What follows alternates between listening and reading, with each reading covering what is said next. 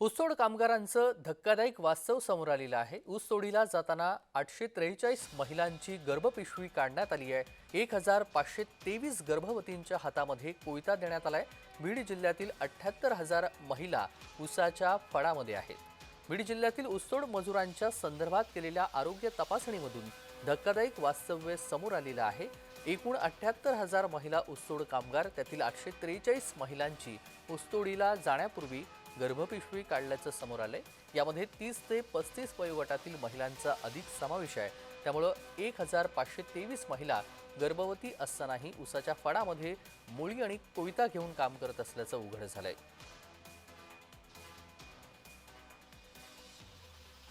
कमीत कमी 3.5 लाख ऊसतोड कामगार महिला बीड जिल्ह्यामध्ये आहेत आणि 2019ला जो गर्भपिशवीचा मुद्दा होता तो 1 लाखभर महिलांचा ऊसतोड कामगार महिलांचा गर्भपिशवी काढल्याचा आकडा सरकारने बाहेर आणला होता। 13,500 महिलांपेक्षा जास्त कमी वयातल्या गर्भपिशवी काढलेल्या महिलांचा आकडा हा सरकारचाच होता।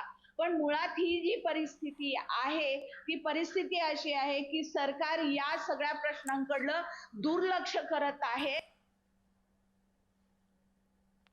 15 वर्ष मी ऊस तोडलाय, तर मग 15 वर्ष तर मला एक मूल तिकडंच झालेलं आहे, मला पात्राटात होतं, तर मी तिसऱ्या दिवशी काम केलेलं आहे।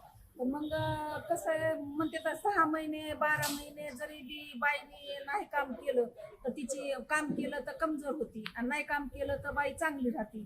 तर मग आम्ही तिसऱ्या दिवशी जर ऊसाचं काम करतो म्हणल्यावर आमची अवकात कशी आहे।